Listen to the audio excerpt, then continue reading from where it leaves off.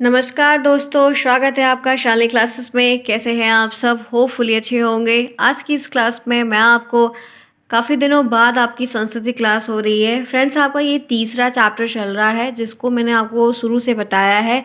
जिन भी दोस्तों ने क्लास को अभी तक नहीं देखा है, आपके पास वक्त है अभी। आप आराम से हर एक चीज़ों को देखिए, समझिए, नोट्स भी बनाइए। जिन बच्चों को नोट्स बनानी है वो नोट्स बनाए, जिनके पास वो बुक हो वो बुक से पढ़ें। 3-4 बार ज़रूर एग्ज़ाम देने से पहले कम से कम आपको 3 से 4 बार 5 बार पूरे सिलेबस को कवर करना होगा, तभी आप बढ़िया कर ले लेंगे विदाउट एनी बैक। तो फ्रेंड्स, आज की इस क्लास में हम डिस्कस करेंगे यहाँ पे संस्कृत का टॉपिक। काफ़ी दिनों बाद हो रहा है लेकिन कोई नहीं, सिलेबस बहुत छोटा है, हम आराम से आपको रिवीजन भी करवा देंगे कई टाइम। लेकिन आपको मेरा समर्थन करना होगा। आप मुझे सपोर्ट करेंगे तो मैं आपको उतने ही मोटिवेशन के साथ करूँगी। इसीलिए आपको डेली क्लास को आने से पहले लाइक करना है, क्लास ओवर होने तक पूरी क्लास को देखना है। साथ ही साथ आपको ज़्यादा समय जो है एक कमेंट में वो मुझे बताना है कि मैम आपने पढ़ाया और ये चीज़ आपको समझ में आया। आप वो चीज़ मुझे बताएंगे तो वो मेरे लिए एक मोटिवेशन रहेगा और मैं आपको उसी मोटिवेशन के साथ बहुत अच्छे सारे सब्जेक्ट को प्रॉपर तरीके से पढ़ाऊँगी और बताऊँगी। आप सभी शालिनी क्लास साथ बने हुए हैं। मैं आपसे यहाँ पर डीएलएड फर्स्ट सेमेस्टर 2022 की नई बैच चला रही हूँ, जिसपे आपको हर एक सब्जेक्ट प्रॉपर तरीके से समझा रही हूँ, बता रही हूँ क्या आएगा, टेस्ट भी ले रही, क्वेश्चंस भी दे रही, पीडीएफ भी बहुत सारे दिए हैं, बहुत सारे देने बाकी, वो भी हम आपको जल्दी कल परसों में देने वाले हैं। तो आप वो सारी ले ले। और जिन बच्चों को नोट्स परचेज़ करनी है वो हिचकिचाएँ नहीं, बुक हो तो मत परचेज़ करिए, क्योंकि मैं चाहती हूँ कि आपके पास बुक है, बहुत पैसे ना खर्च करिए, आप पढ़ाई करिए। बुक आपके पास अगर नहीं है, आप सिर्फ राजन या पवन की सीरीज़ लिए हुए या कोई गाइड लिए हुए हैं, तो आप नोट्स ज़रूर से ज़रूर परचेज़ कर लीजिए। नोट्स लीजिए, नोट्स को प्रॉपर तरीके से लिखिए, बनाइए, पढ़िए, प्रॉपर तरीके से काम करिए। आपको नोट पीडीएफ के रूप में मिलेगी, हार्ड कॉपी में नहीं अवेलेबल करवा पाऊँगी, सिर्फ सॉफ्ट कॉपी आपको मिलेगी। लिंक आपको टेलीग्राम पर दिया गया है, शालिनी क्लासेस टेलीग्राम का नाम है। आपको हर एक वीडियो के कमेंट बॉक्स में पिन करके टेलीग्राम का लिंक दिया जाता है। आप वहाँ से ज्वाइन करके वहाँ पे ज्वाइन करिए, वहाँ पे एक अरुण सर मिलेंगे, उनसे बात करके आप नोट्स ले लीजिए। जिन भी बच्चों को परचेज़ करना, अपनी इच्छा से लीजिएगा, कोई फोर्सफुली नहीं, लेकिन इतना ध्यान रखिएगा कि अगर बुक है तो बुक से पढ़िए। लेकिन अगर बुक नहीं है, बुक आप नहीं परचेज़ कर रहे हैं, तब आप फ्रेंड्स और नोट्स यहाँ से बना रहे हैं तब भी आप बनाइए, कोई प्रॉब्लम नहीं है, दोनों अच्छा है। लेकिन अगर यहाँ से भी नोट्स नहीं बना पाए हैं, क्लासेस आपकी छूट गई है, पीछे हो गया है, तो वो सारी प्लेलिस्ट को छोटी क्लासेस हुई है फटाफट करके देख लीजिए, पढ़ लीजिए, फिर मेरे साथ कंटिन्यू आइए। डेली 4 बजे क्लास चलती है, डेली 5 बजे क्लास चलती है। कुछ दिनों बाद आपकी 3 क्लास मैं फिर कर दूँगी, जैसा कि मैं पहले पढ़ा रही थी। कुछ दिनों के अभी कोर्स आपके पास बहुत समय है फ्रेंड्स, इसीलिए आराम से कर रही हूँ, जल्दीबाजी में नहीं करेंगे क्योंकि बहुत कोर्स पीछे हो जाएगा बहुत बच्चों का। इसलिए आपको आराम से करेंगे। आप डेली आइए 4 बजे शाम को, डेली आइए 5 बजे, बीच में मैं लाइव भी आऊँगी। कल मैं आपके साथ लाइव आई भी थी, तो मैंने आपको बहुत सारी बातें बताई। तो चलिए स्टार्ट करते हैं, फिर आज की क्लास को डिस्कस करते हैं। जिन्होंने क्लास को अभी तक नहीं लाइक किया है तो क्लास शुरू होनी चल रही, आप ज़रूर से ज़रूर लाइक कर दें। चलिए देखते हैं यहाँ पर क्या बात करनी है, देखना है हमको। फ्रेंड्स, मैंने आपको काफ़ी कुछ बताया था, लिंग के बारे में बता दिया था, संज्ञा के बारे में बता दिया था। आपको लास्ट क्लास में मैंने सर्वनाम के भेद के बारे में बताया था। साथ ही साथ मैंने आपको कुछ अभ्यास प्रश्न को भी करवाया था, आपको रिकॉल है? जिन्होंने नहीं देखा है वो ज़रूर से देख रहे हैं, क्योंकि 2 ही टारगेट सब्जेक्ट लेकर चलना है आपको, एक मैथ और एक संस्कृत। यही 2 है जो बैक लगा देगा आपकी, ध्यान रखिएगा, एक मैथ और एक संस्कृत, ठीक है। देखिए 25 नंबर का पेपर है, 12 के नीचे अगर आया तो बैक लग जाएगी। 12 हर कीमत पर ले आना, किसी भी कीमत पर 12 से कम नहीं आना चाहिए। और मेरे पढ़े हुए बच्चे हैं तो इन बच्चों का तो बिल्कुल कम नहीं आना चाहिए। मैं सबका रोल नंबर लेके रोल नंबर तक देखूंगी, ध्यान रखिएगा। इस बात को बहुत क्लियर तरीके से, सारे बच्चों का नाम याद है, सबका नोट करके रखा है, बस सबके पर्टिकुलर का नंबर लेके फिर मैं आप सभी से प्रॉपर तरीके से डील करूंगी, ध्यान रखिएगा। इसलिए प्रॉपर तरीके से पढ़िए, कोई दिक्कत हो तो कमेंट बॉक्स में बताइए, एकदम रिस्पॉन्सिबिलिटी के साथ, ठीक है। मैं आपकी कंप्लेन भी करूंगी अगर आप प्रॉपर तरीके से पढ़ाई नहीं करेंगे आपके पेरेंट्स से। इसलिए आप पढ़ाई करिए प्रॉपर तरीके से जब आपकी क्लासेस चल रही है तो। आइए चलिए देखते हैं यहाँ पर आज जो टॉपिक है, बहुत छोटा सा टॉपिक है, काफ़ी कम चीज़ें इसमें हैं, लेकिन इसके बाद का जो नया चैप्टर स्टार्ट होगा उसमें बहुत कुछ नई चीज़ें आपको मिलेंगी। लेकिन ये टॉपिक कराना ज़रूरी है, क्योंकि ये आपको नहीं बताऊंगी तो आगे वाला आपको नहीं आएगा। हम यहाँ पर आज पढ़ने वाले हैं कारक। कारक की परिभाषा, भेद के सिर्फ नाम और एग्जाम्पल। फ्रेंड्स, आप कारक के बारे में हिंदी ग्रामर में पढ़ गया है। हिंदी ग्रामर के बहुत सारे सेक्शन और इंग्लिश और संस्कृत ग्रामर के बहुत सारे सेक्शन जो है वो मिलते जुलते रहते हैं, ठीक है। दोनों में सिमिलरिटीज़ बहुत ज़्यादा है। तो कारक के बारे में आपने पहले ही पढ़ रखा है, कारक में से कुछ नहीं जो आप नहीं जानते, लेकिन हम यहाँ पर रिकॉल करेंगे। फिर नेक्स्ट चैप्टर जब करेंगे नेक्स्ट क्लास में तो आपको उससे संबंधित बहुत सारे प्रश्न वहाँ पर देखने को मिलेंगे। आइए जानते हैं कारक की परिभाषा क्या होती है, कारक क्या होता है। लिखने को आपको 2 नंबर 1 नंबर पूछ सकता है। क्या कहा जा रहा है, कारक शब्द का अर्थ क्या होता है, कारक शब्द का अर्थ क्या होता है, यही आपको यहाँ पर बताना है। तो आइए जानते हैं यहाँ पर क्या है कि क्रिया को करने वाला कारक का यहाँ पे आपको जो बहुविकल्पी प्रश्न आता है वो बन जाएगा कि कारक शब्द का अर्थ क्या है। तब आपको ये टिक करना होगा कि क्रिया के करने वाले को हम कारक कहते हैं। जब क्रिया को करने में कोई ना कोई अपनी भूमिका निभाता है उसे कारक कहा जाता है। क्रिया को कौन करता है, कोई ना कोई क्रिया को कर रहा है। राम जा रहा है, कौन जा रहा है, राम जा रहा है। तो राम क्या है, करता है, कर्ता कारक हो रहा है क्योंकि राम क्या है, काम को कर रहा है। करने वाला कौन है, राम। सब कुछ राम पे डिपेंड है। तो राम क्या हो रहा है, क्रिया को कर रहा है। क्या कर रहा है, वो जा रहा है। जाना क्या है, क्रिया है। अर्थात संज्ञा और सर्वनाम का क्रिया के साथ दूसरे शब्दों में संबंध बताने वाले निशान को कारक कहते हैं। क्या कहा जा रहा है, संज्ञा और सर्वनाम का क्रिया के साथ, संज्ञा और सर्वनाम का क्रिया के साथ जब आप संबंध बता रहे हैं, बताने वाले शब्द को हम क्या कहते हैं, कारक कहते हैं। कारक की एक छोटी सी परिभाषा है जो मैंने यहाँ पर आपको दी है। संज्ञा और सर्वनाम का क्रिया के साथ दूसरे शब्दों में संबंध बताने वाले निशान को कारक कहते हैं। जैसे कि दूसरे शब्दों में क्या, विभक्तियाँ। विभक्तियाँ आप जान रहे हैं, प्रथमा द्वितीया तृतीया चतुर्थी पंचमी सब पढ़ाए नहीं संस्कृत में पहले, वो सब। या तो परसर्ग चिन्ह, परसर्ग से वही कि कर्ता ने, कर्म को, करण से, ये क्या है, ये परसर्ग चिन्ह होते हैं। ध्यान रखिएगा दोनों शब्द, विभक्तियाँ क्या होती है और परसर्ग चिन्ह क्या होता है। प्रत्ययों की वजह से कारक की स्थिति का बोध कराते हैं, उसे हम विभक्ति या परसर्ग कहते हैं। ठीक है, तो विभक्ति या परसर्ग किसे कहते हैं ये नहीं पूछेगा, सिर्फ कारक की परिभाषा पूछेगा, उसके 1-2 उदाहरण पूछेगा। या कारक के कितने भेद होते हैं आपसे ये भी जो है पूछ सकता है। आइए देखते हैं क्या है यहाँ पर। देखिए यहाँ पर है कारक के उदाहरण। उदाहरण में आपको देखिए क्या है, राम ने रावण को मारा। तो यहाँ पर एक क्रिया आप देखिए, राम ने रावण को मारा। किसने मारा, राम ने मारा। तो किसने का मैंने जब आपसे प्रश्न किया तो आपका उत्तर क्या निकला, मैंने आपसे पूछा कि बताइए कि किसने मारा, तो किसने का आप उत्तर क्या दिए कि राम ने मारा। फिर मैंने आपसे पूछा किसको मारा, फिर मैंने आपसे क्या पूछा कि राम ने किसको मारा, तब आप बोले कि मैम राम ने रावण को मारा। तो इसका जब मैंने प्रश्न किया तब भी आपने ये उत्तर बताया, फिर मैंने इसका प्रश्न किया तब आपने ये उत्तर बताया। तो आपको किसने और किसको, जब ऐसे आप प्रश्नवाचक वाक्य करते हैं और आपको उत्तर मिलता है तो वहाँ पर कोई क्रिया ज़रूर होती है और करने वाला कर्ता भी होता है। तो राम ने रावण को मारा, तो यहाँ पर देख सकते हैं कि ये परसर्ग चिन्ह है, ये ने, ये को, ये क्या है, कर्ता ने। आप कर्ता ने, कर्ता कारक 8 प्रकार के, मतलब कारक 8 प्रकार के होते हैं, जानते हैं ना। कर्ता ने, कर्म को, करण से, संप्रदान को खेद लिए, पदान से अलग, संबंध का किरे, अधिकरण में पैप ऊपर होता है ना, हे वो अरे, तो वो सब पढ़ा है कि नहीं पढ़ा, अधिकरण में याद है, बहुत पहले मैंने पढ़ा था, आज तक मुझे याद है, मैंने ऐसे ही याद किया, आप भी ऐसे ही याद कर लीजिए। तो आपने क्या देखा कि राम ने रावण को मारा, तो ये को और ये ने, ये क्या है, ये यहाँ पे कर्ता कारक के चिन्ह हैं जिसकी वजह से हम इनको पहचान पाते हैं। क्लियर, आगे चले। दूसरा देखिए, रोहन ने पत्र लिखा।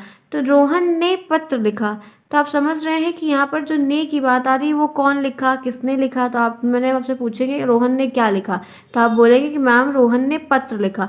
तो आपको कर्म भी पता चल रहा है, कर्ता कौन है वो भी पता चल रहा है, और ने परसर्ग का भी इस्तेमाल हो रहा है, ये भी आप यहाँ पर देख रहे हैं। यानी कि एक कर्ता कारक का इस्तेमाल हो रहा है, किस चिन्ह का, ने का इस्तेमाल हो रहा है।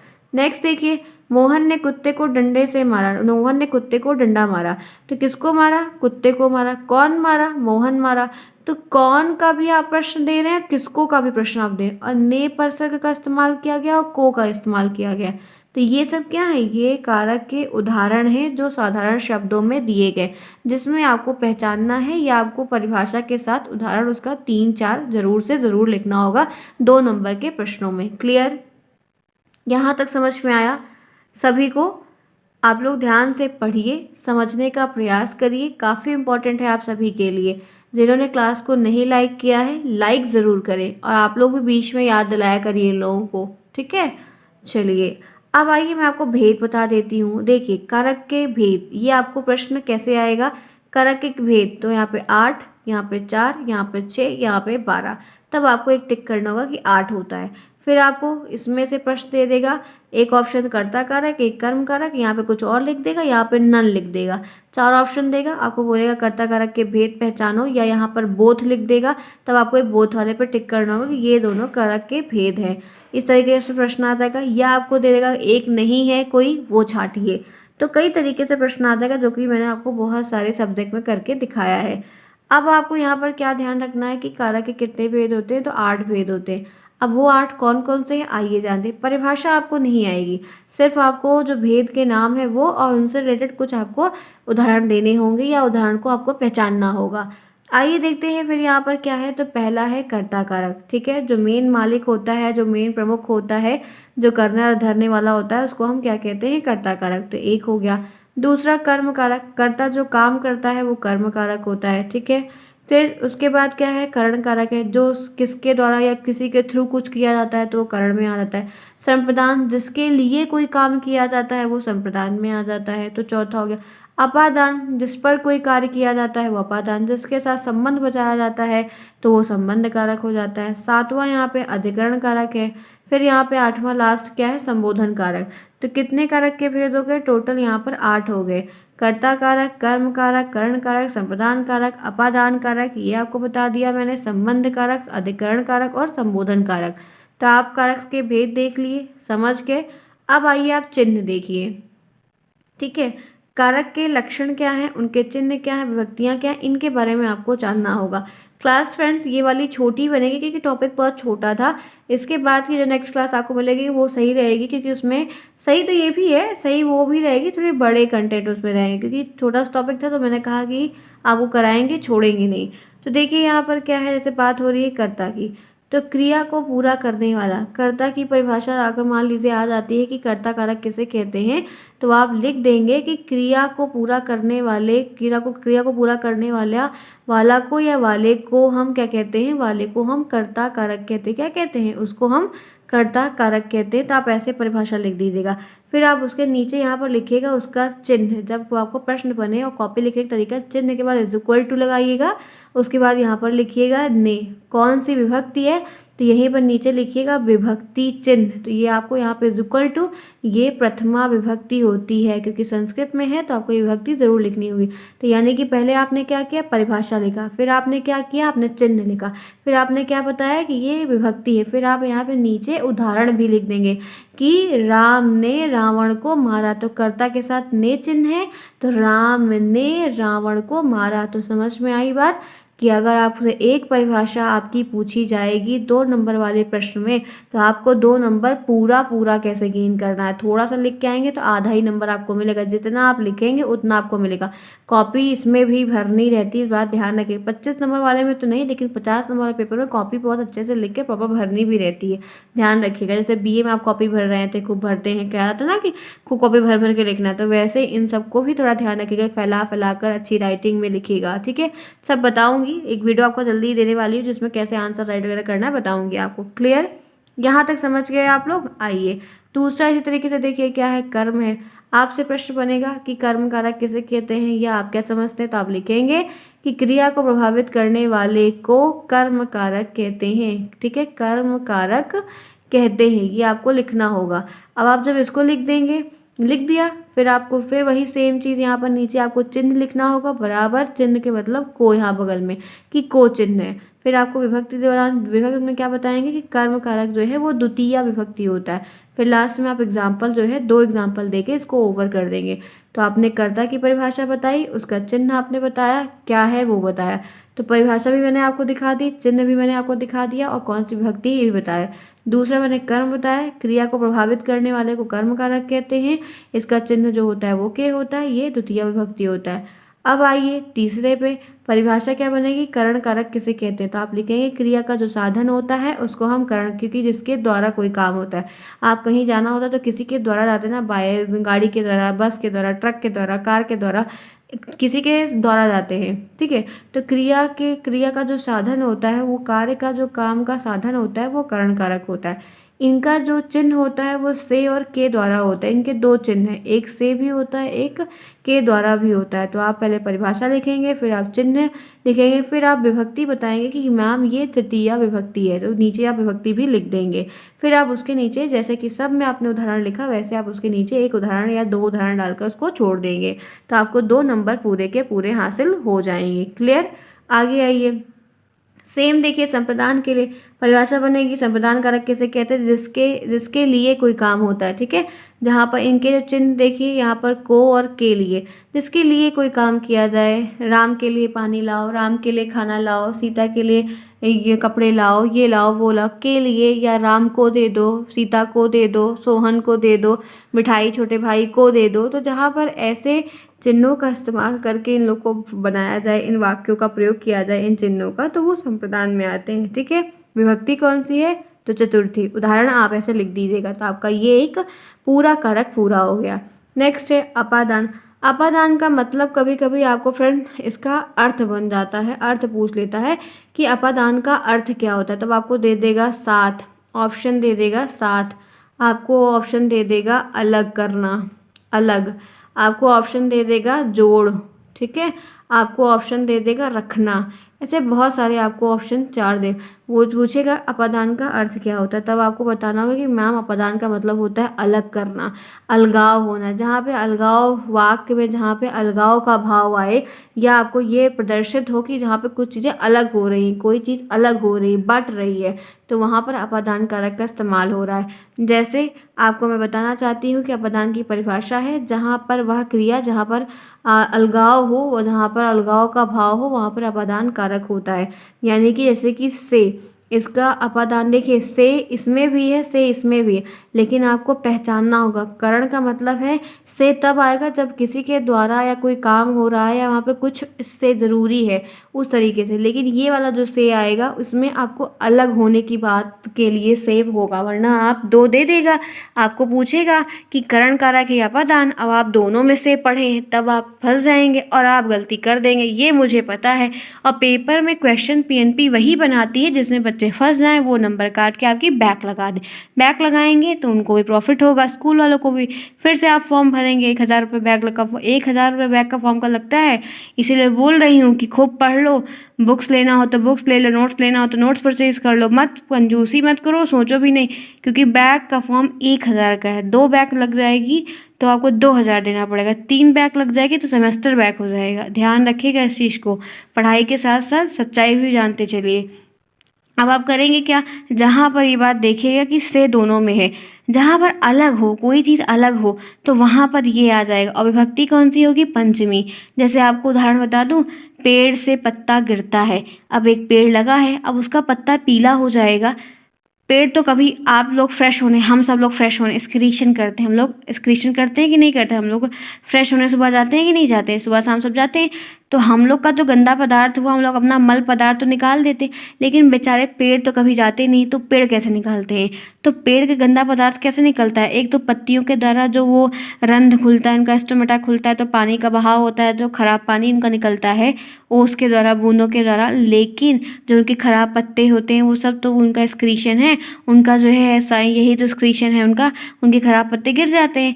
तो पेड़ से पत्ता अलग होना, तो अलग हो रहा है, पेड़ से पत्ता गिरता है, यानी कि पेड़ से अलग होने की बात हो रही है। जब अलग की बात आएगी तो अपादान। ऐसे आपको बहुत सारे प्रश्न वाक्य मिलेंगे जहाँ पर आपको पढ़ने पे ही पता चल जाएगा कि ये चीज़ इसमें से अलग हो रही, तब आप वहाँ पे अपादान टिक करेंगे, ठीक है। जैसे जो है सेब का फल गिरता है, सेब के पेड़ से फल गिरता है, तो पेड़ से फल हो रहा है, अलग हो रहा है। आम गिरता है तो आम के पेड़ से आम गिरता है, जामुन के पेड़ से जामुन गिरती है, ठीक है। तो वो जहाँ पे अलग का भाव हो, ठीक है, तो वहाँ पर हमेशा आपको से विभक्ति चिन्ह का प्रयोग करना होगा और पहचानना भी होगा। क्लियर? बहुत सही बात आपको बताई। TET, super TET, C TET तीनों में काम आएगा और डीएलएड में भी काम आएगा। मैं वही चीज़ बताऊंगी जो आपको हर जगह लाभ ही लाभ दे, ठीक है। आता है ये पेड़ से पत्ता गिरता है, कौन सा कारक है पहचानने को आपको ऐसे आएगा। आपको पेड़ से पत्ता गिरता है तो आप पूछ लेगा अपादान है कि करण है, तब आप दोनों में कंफ्यूज आएंगे कि से उसमें भी होता है उसमें। तो जिसको ये बात पता होगी अलग होने का भाव है, वो अपादान टिक कर देगा तुरंत, ठीक है। आइए नेक्स्ट देखिए क्या है यहाँ पर। आपका संस्कृत का भी टेस्ट होगा। अभी फ़िलहाल मैं अभी घर पर ही हूँ, जैसा भी है हम बताएँगे, क्योंकि मैंने अभी टाइम लिया हुआ है जाने में, जॉइनिंग करने में। काफ़ी कुछ है सब कुछ काम, लेकिन थोड़ा-सा अभी वक़्त मैंने लिया हुआ है। तो इसलिए सब कुछ करने से पहले आपको मैं अभी टेस्ट आपका संस्कृत का भी लूँगी, क्योंकि मैंने संस्कृत का एक भी टेस्ट अभी तक नहीं लिया है। तो संस्कृत भी आप प्रिपेयर करना आप लोग शुरू कर दीजिए, हम किसी भी दिन ले लेंगे, ठीक है? ध्यान रखिएगा। संस्कृत भी पढ़ना आप शुरू करिए, जितना आपने शुरू से पढ़ा है आप संस्कृत को रिवाइज़ करना शुरू करिए, सभी के सभी लोग। संस्कृत का टेस्ट होगा आपका जल्दी ही हो जाएगा, हो सकता है कि सोमवार को ही हो जाए, ध्यान रखिएगा, नहीं तो मंगलवार को हो जाए। बता दिया है, ध्यान से। संबंध में आइए, जहाँ पर पदों में संबंध हो, जहाँ पर रिश्तों की मतलब रिश्ता नहीं मतलब संबंध की बात दिखे, जैसे का, की, के, रा, री, रे, ठीक है? इनका चिन्ह क्या है? का, की, के, रा, री, रे। यहाँ पर इनकी विभक्ति क्या है? षष्ठी विभक्ति है, ठीक है? आगे देखिए, अधिकरण क्या होता है? अधिकरण कारक क्या है? क्रिया का आधार होना, में, पै पर इनका चिन्ह है, ये सप्तमी विभक्ति है, ठीक? आगे आइए, संबोधन में क्या है? किसी को पुकारना, हे, अरे हे, अरे हो, तो ये सब क्या है? अरे हो, ये सब क्या है? यहाँ पर देखिए इनके साथ विस्मयादिबोधक का चिन्ह भी लगा रहता है संबोधन के साथ। तो आपको वाक्य दे देगा, आपको पहचानना होगा कि कौन सा कारक है। तो ऐसे आपको कारक के विभक्ति चिन्हों को पहचानने से आपको ये सब बताना होगा। कौन सा विभक्ति है? तो ये संबोधन विभक्ति है, ध्यान रखिएगा, इनकी विभक्ति संबोधन है, गलती मत करिएगा। इसीलिए आपको क्लियर बता दिया है, ठीक है? तो यहाँ तक आपको समझ में आया कि नहीं आया? यहाँ तक आपको समझ में 8 बात मैंने आपको यहाँ पर बता दी, पूरी तरीके से भेद बता दिया, चिन्ह बता दिया, विभक्ति बता दी, परिभाषा बता दी, 2 अंतर भी बता दिया। अब आइए आगे चलते हैं। यहाँ तक क्लियर है? लाइक कर दो भाई फटाफट, तब मस्त क्लास अच्छे से बताया, हर एक बात को बताया, आराम से बताया, ठीक है? देखिए एग्जाम्पल में क्या आएगा? राम ने श्याम को पुस्तक दी। आपको चिन्ह पहचानने को आ जाएगा, तो यहाँ पर आपको कर्ता कारक का चिन्ह है, रे है, यहाँ पे कर्म कारक का प्रयोग हो रहा है, को है। फिर दूसरा आपको है, मैं कलम से लिखता हूँ, तो यहाँ पे कारक चिन्ह क्या है? आपको पूछा गया इस वाक्य में कारक चिन्ह क्या है, तो आपको से लिखना होगा। किसान हल से लिखता, हल से खेत जोतता है, तो से यहाँ पर है। राम ने गौरव को दवा दी, तो आप यहाँ पर देख रहे हैं कि 2 कारक चिन्ह, एक ने है और एक को है, तो आपको छांटने को आ जाएगा। या पूछ लेगा कौन सा कारक, इसमें कौन से कारक का प्रयोग किया गया है, तो ये आपको प्रश्न बन जाएगा। फिर आपको बनेगा, सुरेश अपने भाई के लिए उपहार लाए। देखिए के लिए संबोधन वाले में आया कि नहीं आया? तो यहाँ पर अपने भाई के लिए संबंध हो रहा है ना, कि अपने भाई के लिए ले आया। तो यहाँ पर कौन सा कारक है या कौन सा चिन्ह है? पेड़ से पत्ता गिरता, ये देखिए अलगाव वाली बात, यहाँ पर देखिए पेड़ से पत्ता गिरा या गिरता है, तो यहाँ पर से कारक चिन्ह है। फिर यहाँ पर ट्रेन स्टेशन से जा चुकी, यहाँ पर भी अलग के भाव है, तो यहाँ पर आप देख रहे हैं, यहाँ पर भी अपादान कारक हो गया, कारण नहीं होगा क्योंकि कोई के द्वारा नहीं बात हो रही है। ट्रेन स्टेशन से जा चुकी है, यहाँ से स्टेशन से अलग हो चुकी है, जा रही है, ठीक है? राम श्याम से ज़्यादा लंबा है, राम श्याम से ज़्यादा लंबा है, तो से यहाँ पर प्रयोग हो रहा है। हे प्रभु मुझ पर कृपा करें, तो आप ये देख रहे हैं कि ये विस्मयादिबोधक का प्रयोग हुआ, अधिकरण का प्रयोग हो रहा है, अभी आपने पढ़ा, ठीक है? विभु उधर मत जाओ, तो आप यहाँ पे देखिए कोई लड़का विभु है, तो बहुत चौंक के बोला जा रहा है, विभु वहाँ मत जाओ, उधर मत जाओ। तो ये सब क्या है? ये उदाहरण है और चिन्ह है, जो कर्ता कारक के चिन्ह है, विभक्ति बताई, सब कुछ आपको क्लियर बताया। फ्रेंड्स, तो ये क्लास होती है आपकी ओवर। मैंने आपको 20 से 23 मिनट की लगभग क्लास आपको यहाँ पर दे दी है। इनफ है फ्रेंड्स, इतना आप लोग पढ़िए, रिवीजन करिए। नेक्स्ट क्लास आपकी जब होगी तो आपको नया चैप्टर 4th वाला आपका चैप्टर है वो मैं स्टार्ट करूँगी, जिसमें आपको वह ये धातु क्या होती है, धातु कितनी होती है, लकार वगैरह जो तो है, अब वो आपको बताना है। तो नवंबर में मैं आपको लकार वगैरह जितने भी हैं, बालक के रूप और तमाम जो रूप हैं, और जो पठ का धातु का रूप है, वो सारे धातु के रूपों के बारे में वो सब बताऊंगी। तो संस्कृत भी दिसंबर के पहले हिंदी, संस्कृत और साइंस ये सब खत्म हो जाएगा। बचेगा कौन कौन सा? एक बाल विकास, एक शिक्षण अधिगम, कंप्यूटर, एसएसटी, ये इन सब के सिलेबस बड़े बड़े हैं, तो यही बचेंगे और मैथ चलता ही रहेगा। मैथ तो कॉन्टिन्यूस और रिवीजन करते ही रहेंगे, चाहे वो ख़त्म भी हो जाए चाहे ना हो, क्योंकि मैथ बहुत टफ पड़ता है, बहुत कुछ आता है, तो मैथ लगाते रहिए। फ्रेंड्स, ये क्लास करते हैं हम ओवर। आज की इस क्लास में इतनी ही बातें। अगर आपको कोई दिक्कत हुई होगी तो कमेंट बॉक्स में मुझे ज़रूर बताइएगा। जिन्होंने क्लास को अभी तक नहीं लाइक किया, लाइक कर दीजिए जाते जाते, और कमेंट भी बताइएगा। सभी लोग कमेंट क्या करिए कि आपके कमेंट से मुझे बड़ी हेल्प मिलती है कि चलिए बच्चों को समझ में आ गया, तो इसीलिए आपको ये मैं करने के लिए कहती हूँ। नेक्स्ट क्लास में मिलते हैं, तब तक के लिए take care and thanks for watching to everyone. Bye, see you soon friends, take care yourself.